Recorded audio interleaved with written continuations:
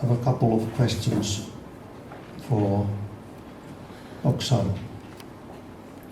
Or is there any, or wants to have more detailed information on any of these questions? Okay, Arila. What is the role of what is the role of the Ukrainian oligarchs in this conflict?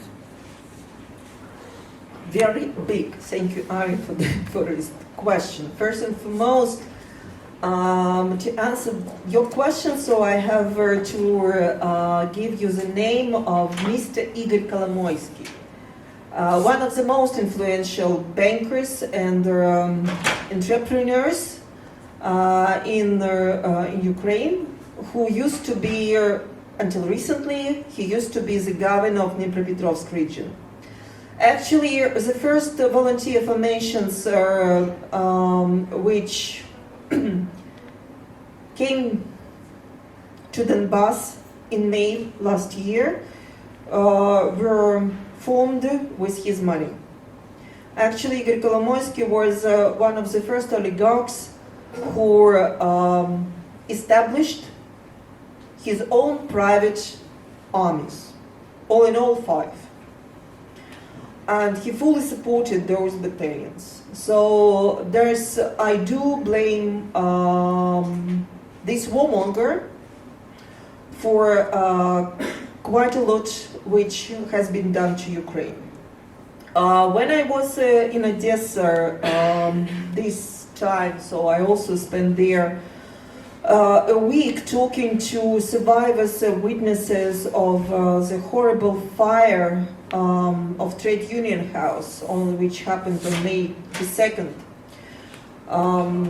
Until now, the exact number of casualties hasn't been clarified. The official data is of 48 people dead in the fire, and there are lists which are made of 52 names and even more. But once again, so there is no exact information about how many people really died in that fire.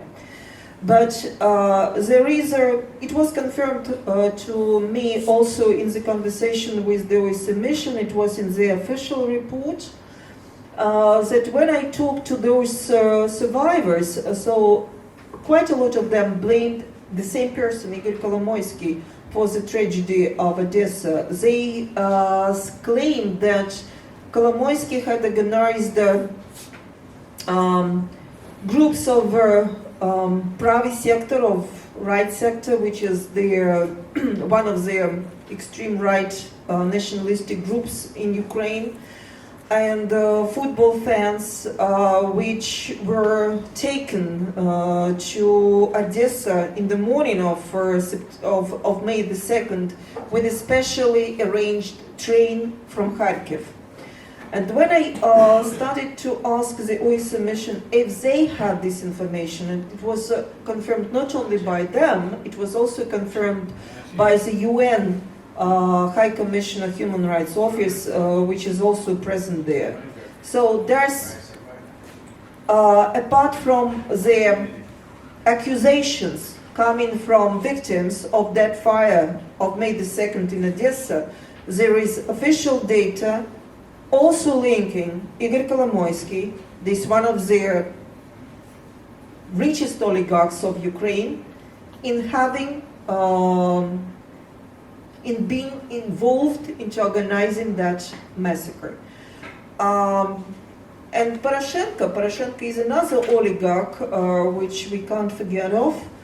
And I remember one article in Financial Times which was entitled Pyotr Poroshenko has failed to implement his promises which he gave before the elections. And one of his main promises that there would be no oligarchs in power, including himself, because he promised to the Ukrainians that he would sell his his plants to produce these confectionaries, which he has failed to do.